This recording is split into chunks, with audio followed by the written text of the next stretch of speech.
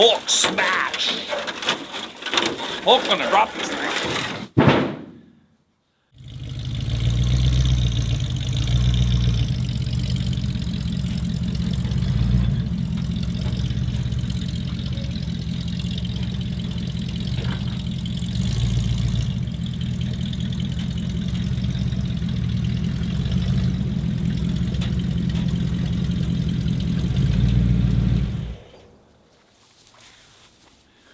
Well, good morning, everybody. Actually, it's morning when I'm actually recording this, about 7 a.m. Hello to the cleanup episode, I guess you might call it, on the 77 F250 Ranger XLT. First order of business is we're going to get that box out of there. Alright. Get a little junk out of here first. Get the junk out of the trunk. Come on. Ooh. Wait a minute, that's a battery hold down. Might be for this pickup. We actually may want to hold on to that bit.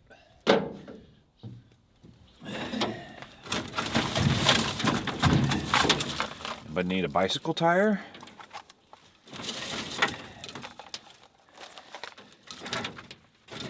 Who doesn't need baling twine?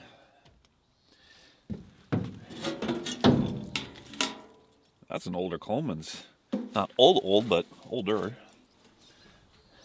Not as old as you. Oh, you guys be quiet. Funnel. Ooh. Electrical tape. This stuff's UL listed. Actually, that's a keeper. Scrounging around. Those look like Ford factory bolts for something. Gonna hang on to those. Now for the burned up air cleaner. Woo. Yeah, I don't think there's much saving that. She's a little warped. Might actually put it on the trophy wall. I need a halogen bulb. Tool wrench set. That's no longer here. Dang it. Well, we can't have nice things, can we? Now I'm going to jinx myself, but this should be a fairly simple operation. The catch is here is I got 100 pounds of acetylene left, which is right at the bottom of the barrel. So we're going to see how quick we can do this before I run out of fuel. Hello, whoa, easy, easy.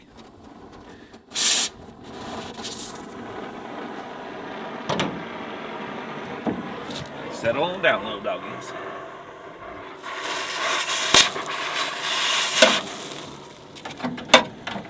That out of the way.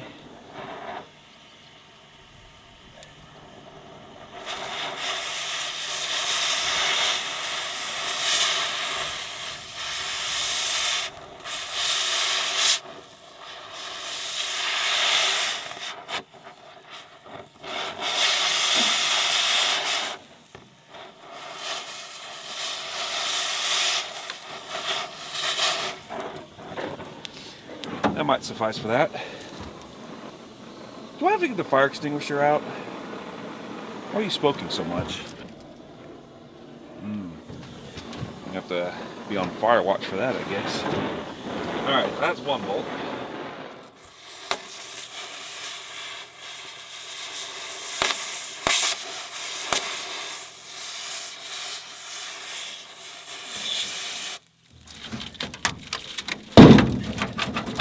Okay, that's loose.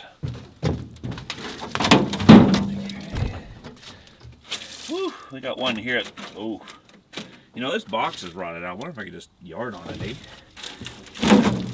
Yeah, kind of, sort of. Yeah, I may have to chop that up a little bit, which is fine. Okay, let's see if we can at least lop some of this bolt off here somehow. Knock it off. I think I got a little forest fire going on. I have to get the garden hose out. I don't know. So I can just lop this out right quick. Then I pull the box up, then everything catches on fire. I do have a fire extinguisher in my truck at the ready, just in case. Alright, here we go.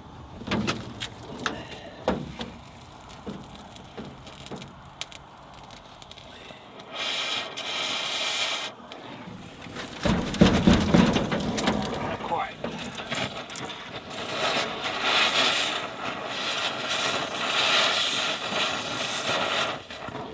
Grunt it out. I don't know if we will be able to though, but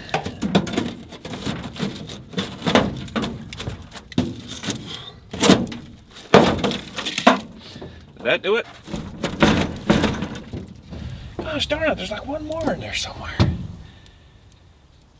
Now I got a fire going. I think I go get the garden hose. Gosh darn it all. I want to burn this whole thing down. Maybe this truck is just unlucky. We got a garden hose. Put this out right quick, eh?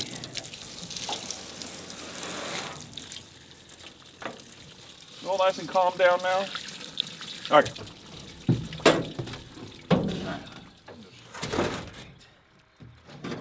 Out you get.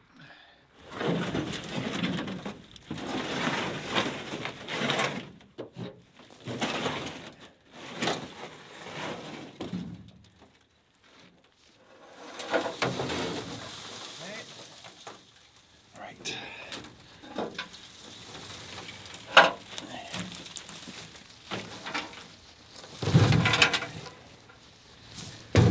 Depot.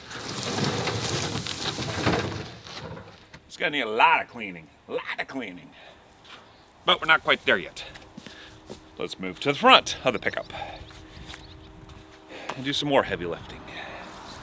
Yay. Next order of business, removing the hood and the actual engine compartment fire reveal.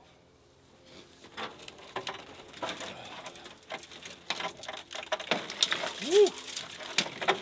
Okay. We'll do some more in-depth analysis on it, but for the people who are actually hanging on to this episode, actually want to know what's going on. There's a little fire. There's our battery.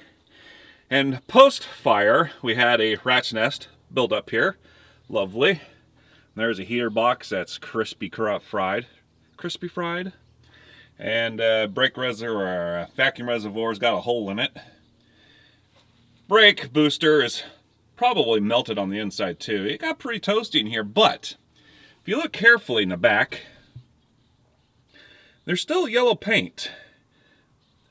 There's some, because of the fire, there's some artificial patina happening right there for the patina people, which don't get me started on that. If you want to grab my gears, get me going on a rant, that's a good way to get started on that. We'll do, I want to do a little bit of an in-depth analysis on here, but honestly, it doesn't look too bad. The valve covers still got some blue to them. So they were able to catch this thing before it completely fried, thank goodness. Some of the factory wiring harness is actually still intact. So however it started, at least they were able to sequester it without the whole thing burning down. And this is why we have to replace the hood. The under part of the sheet metal is completely gone. So we'll have to scrounge around for another hood. This hood is no good. I like to take the hood off too so we can clean the engine compartment properly. So let's remove an old crusty hood and let's see how much I'm going to hurt myself. Now, probably would be easier if I just lopped them off with a torch. In fact, we might do that, but we like to work harder here, not smarter.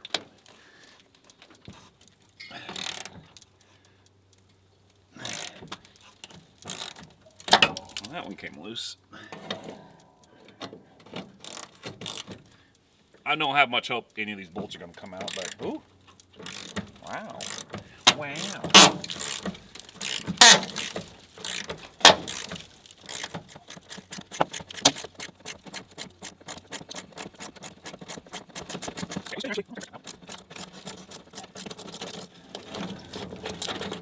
I'll be darned.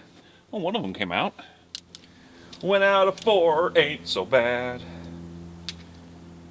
Is it 3 out of 4? 2 out of 5? No. I can't remember how Meatloaf sang that song. Ouch! Ooh, that's warm. Oh. Oh. Oh, yes. Oh, yeah.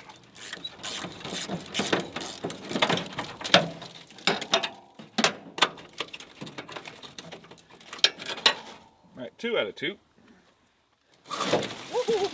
Easy, easy. We're taking the carburetor off, but may take the intake manifold off too, depending on how severe the damage is. But I suppose I should stuff a rag in there so we don't drop any more junk down the throat. Okay. Right then. Oh.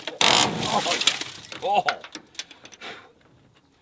Rust is falling right into my wound. That can't be good. I don't even have a first aid kit with me. Gosh darn it all. Do it with my good hand, I guess.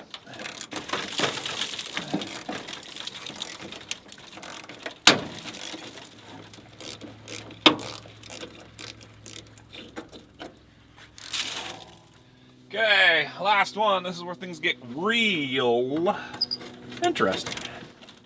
Oh, oh yeah.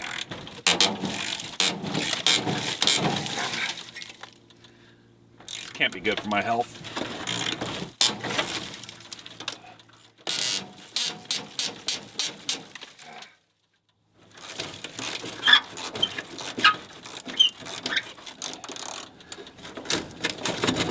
Yeah, I think the hood's just gonna sit here.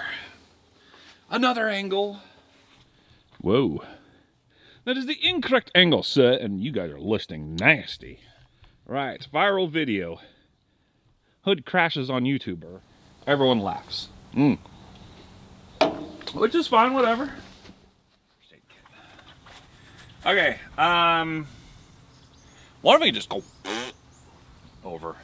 That's a technical noise.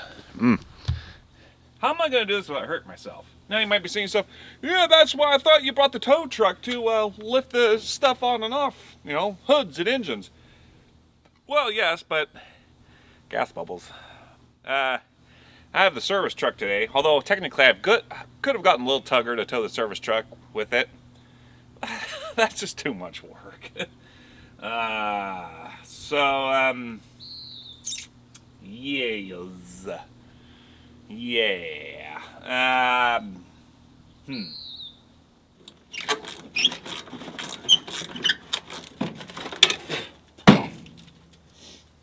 This truck's already biting me. I have a personal vendetta against this thing. Not too soon. Not too later. Whatever.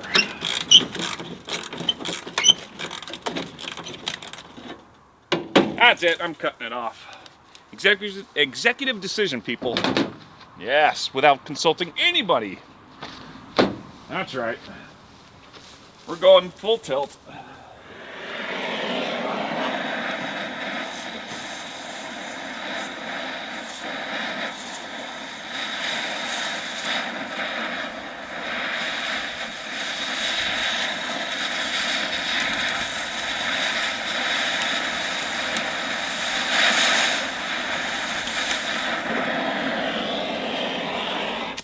I think we can make that work. There we go. Woo. Right. Okay. Point of no return. Here we go.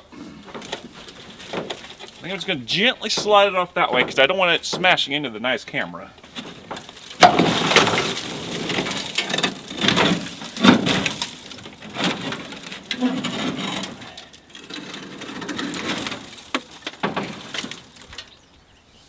Don't want to scratch the pickup up. Oh. Really nice having two people or a tow truck that's got a swing boom on it. No. Quit your crying. Let's just get this done. Pivot. No, not the antenna.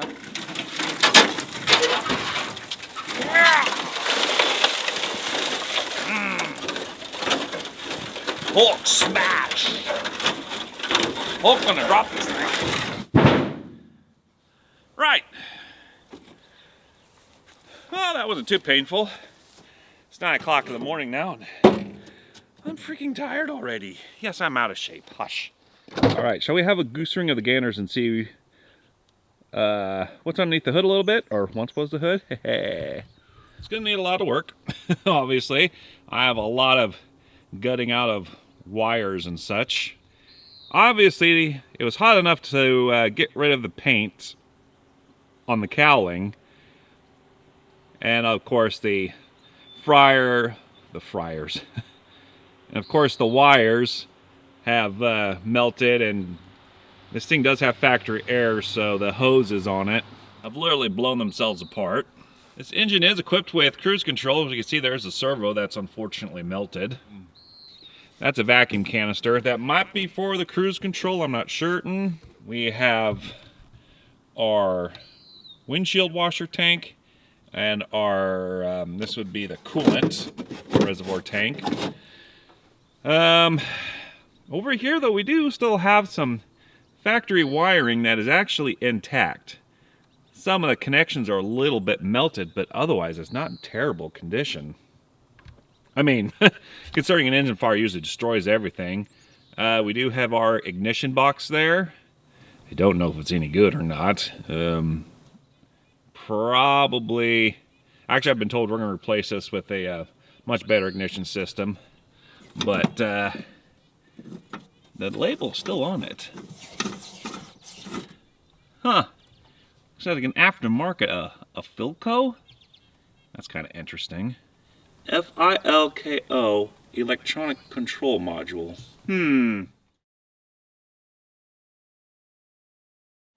That doesn't seem factory to me. It should be a Duraspark setup. That's kind of odd. That is the old school York air compressor. I've been told we're going to put air back in it, but we're going to probably put an aftermarket unit on it due to the damage on the heater box. But, some fun little story. I had a instructor in college when I was doing auto mechanicking, and he actually had a York air compressor mounted on his CJ Jeep. He actually used it for an air compressor.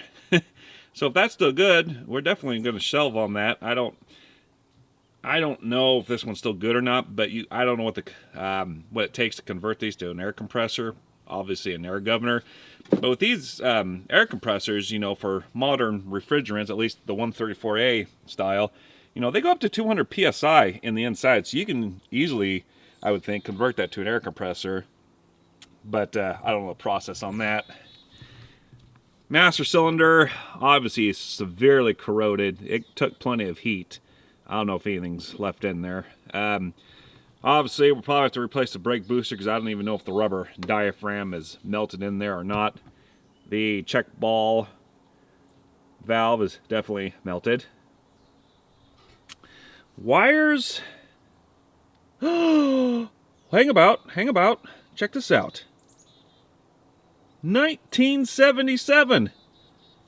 These are the original Duraspark spark plugs. No way. They are indeed. Look at that. Duraspark Motorcraft 8mm. 1977.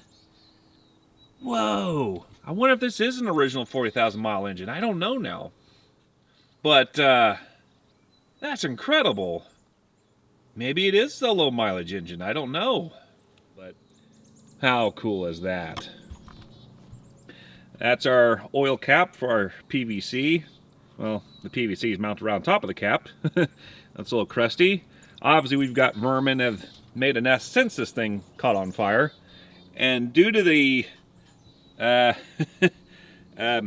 debris where the dipstick is, I'm not going to even bother to pull that until we get this all cleaned out. That is our heater box, or what's left of it. There's a squirrel cage fan.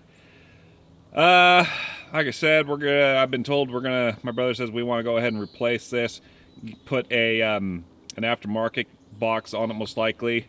I will say good luck trying to chase down another air conditioning box OEM for this, because yeah, you're going to junkyards, or you can find one, I'm sure, eventually, but my brother's not too interested in keeping it vintage correct per se. He wants to do a little bit of modernizing on it, which is fine. This thing's absolutely destroyed anyways, so no muss, no fuss there. Starter solenoid, obviously burnt to a crisp, of course, as well as the battery is completely poo-pooed. But again, all of this is pretty, yeah, it's going to require a lot of work. Some people may say, just part out that old junker. Well, they don't make these pickups anymore, and to be honest, with enough aftermarket parts at the very least, this thing could be running and driving and not parted out, so we can save at least one more pickup. I'm really down for this. I'm really down for this. This thing's going to be running and driving. Oh, there's our distributor and rotor. I got a little bit of roasty toasty. But the fire, in my opinion, they put it out quickly enough, in my opinion. The only catch-22 is if this fender, how weak this fender is. That's plastic. We won't really know until we dig it all out, but they make new fenders and inner fenders, and that's easily obtainable enough. Not worried about that. Radiator hose got a little cooked. Yeah, it probably spat out some water. Now all the belts are on here. Maybe it is 140. I don't know. Someone put a Napa belt on there at one time. And the fan clutch still works actually. So it got hot in here, but they were able to put out the fire enough. In fact, there's your original, yeah, clean my hand. There is the original emission sticker on the valve cover. So this thing got hot, but it didn't get too hot. Thankfully, I think they put it out just barely time. If they let it go any further, this thing would have been done, honestly. I wish I knew more history on it, but I don't. But now what caused this fire? Well, let's dig into that a little bit. Ultimately, we won't know, as with most things that catch on fire. It destroys all the evidence and it's extremely hard. We're not going to get real super deep into this because we've got melted wires everywhere that are now crossing each other. It's almost impossible to know what happened exactly.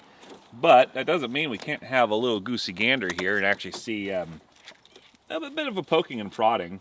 Obviously for a fire, you need oxygen, which we still breathe in the atmosphere, so we still have enough oxygen in the air. And of course there's plenty of oxygen underneath the engine compartment. So with the air taken care of, all you need is an ignition source and fuel. And that's what will get the party started. So the fuel line has fuel, clues in the name. Now we're going to unbury this and clean this up properly when I hose it down, but I wanted to do some gentle poking and prodding and see if we can at least find the fuel line comes down for the pump. Okay, I see one here, right behind here. I'll get you guys in here in a second. So this is the fuel line. Ooh. Okay, here's our ignition wires. So those go to the distributor, all right? Now they bent this back. This is kinked back. So this should be bent forward like this. And I'm going to assume, well, we don't have to assume, that the hose would then go from here up into the filter here. So it had a little 90-degree bend in it. Your spark plug wires are right here. There's one there. Obviously there's some here. In theory, if that wore a hole through there and your distributor was on here, if it was worn out, sure, it could cause an arc maybe. Fuel spraying on a 20,000 volt system, that definitely would be an ignition source. It's possible that it could have sprung a leak, hit the exhaust manifolds on either side of the engine. That would be another ignition source. I find it interesting that this was pried back. The fuel pump inlet, or the fuel pump outlet that goes to the carburetor. However, judging by how much this battery has been melted down, I'm wondering if we possibly had a short. That's the only other ignition source that I can immediately think of, was somehow this battery got shorted out. Again, it's going to be pretty much impossible to say. Although, considering that there's more fire damage on this side of the engine, yeah, I don't know. And if you're thinking about it, most of our damage is on towards the back of the engine and right in here, with a little bit next to the distributor, of course, where the carburetor is. So either that hose clamp was at fault, there's a the fuel hose failed, or there's a battery fire. That's my only guess. Judging by how the flames are here, things are a little bit more cooked on this side than they are on the other side, because the wiring on this side, there is no colored wiring left. Even the loom here back up against the firewall, all of these strands are bare copper. So the fire definitely seemed to be a little bit more intensified right in here. Not so much in the middle of the engine, and the fires definitely didn't get to the driver's side very well. A lot of that wire is still fully intact. So whatever happened right in here. So in conclusion, it was either that hose, which is kind of weird that somebody bent that back up. That's kind of odd. Or we may have possibly had a battery fire. Honestly, that's it. If I find something else, I'll let you guys know. So that being said, let's fire up the leaf blower and at least clean up this engine bay a little bit and show what we got. I hate this part. Every time the jumpsuit comes out, you know things are going to get nasty. I love it because, well, let's start with the hate first. I hate it because I'm dealing with rat poop and feces and just anything that rats and stuff can carry around, you know, mold and mildew. But I know that means we're creating fabulous content for you guys to watch. So, sit down, including the back row. You guys get a bit rowdy, knock it off. Grab some popcorn and whatever you're doing, and watch me get my stuff all messy. Yes. All the messes belong to me, I think, today. Fortunately, I don't think this jumpsuit's going to come off anytime soon. So, of course, if it gets too dirty, you guys might have to take a shower, too. We'll see. All right, jumpsuit is on. Looking fabulous, darlings. I'm going to squat down because the camera is too tall. See? This is why you need proper framing. This ain't Hollywood, baby. Thank goodness. All right. Yeah, that's good enough. Right to the leaf blower. And then do some other power tools. Yes.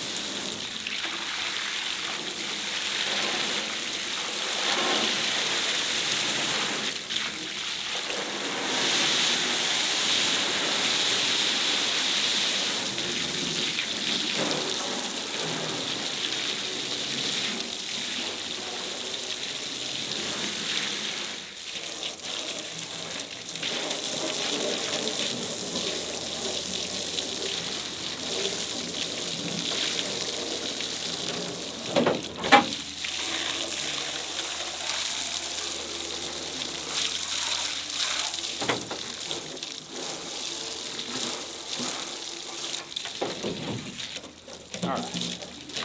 Well, I think it's time we break out another power tool and ramp this cleanup up a little bit. Yes.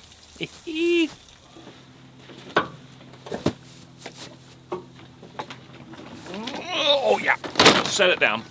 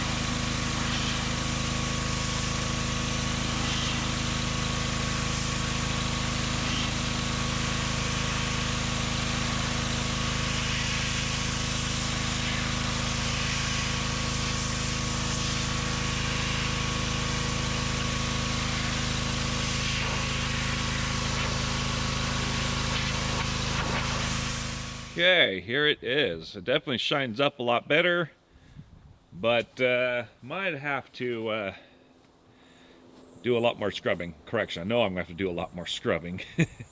Noticeably, the windshield, it still has a lot of chunkies and whatnot that the pressure washer could not get out. Might have to scrub that up by hand. I think obviously the cab leaks, so we may have to take the windshield out anyways. Maybe give it a good scrubbing then, I'm not sure. We're just knocking the biggest chunkies off before I throw it into the shop. Pressure washer was able to take some of it, but some of that moss was so embedded so much in the paint. Rubbing compound might take it off. We might have to take a skosh of the paint off to see if it'll shine up. But overall, it's looking a lot better. It actually, the camera, as typical, these cameras make these paint jobs look a lot better than what they really are in real life. Running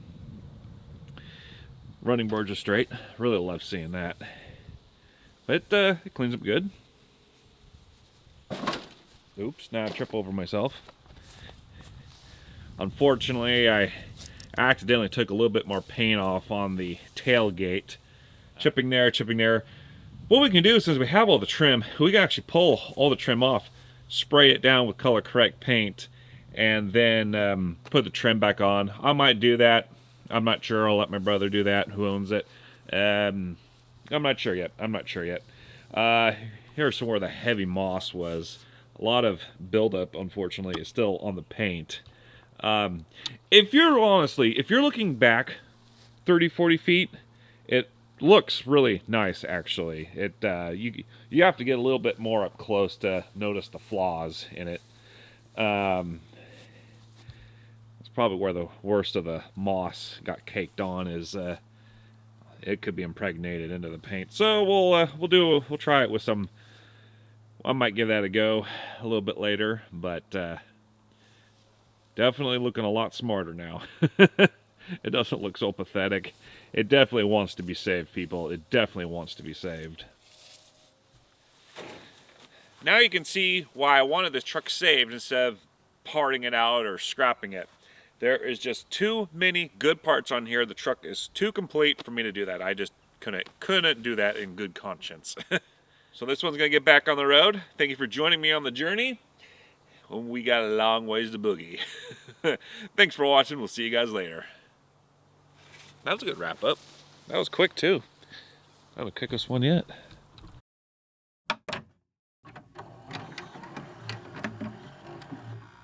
Alright, you know what? That ain't gonna work.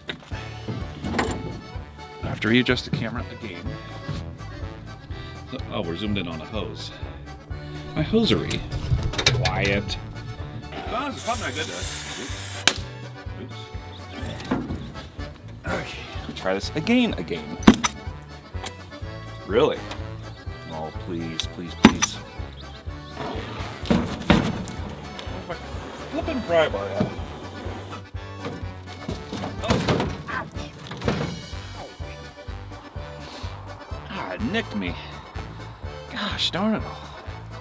I think we got it broke loose. I think that bolt back there was just a little hung up on the sideboard, front sideboard. Maybe. Well, there's your witness, folks. First blood. Ouch! Gosh darn it, all that hurt. A 5 years ago, I got my tetanus shot. So I'm not terribly concerned about that, but ouch! That smarts. Don't you hate it when this happens? Don't you hate it when this happens when the bolt gets stuck in the socket? Go get my punch. Oh, with my channel, you know something's gonna happen. Catch is, what is going to happen? Whoa. That is the incorrect angle, sir, and you guys are listening nasty.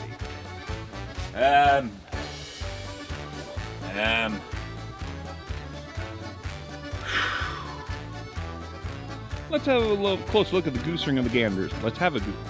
Still can't get it right. No, I can't say that. I don't know what it's gonna need.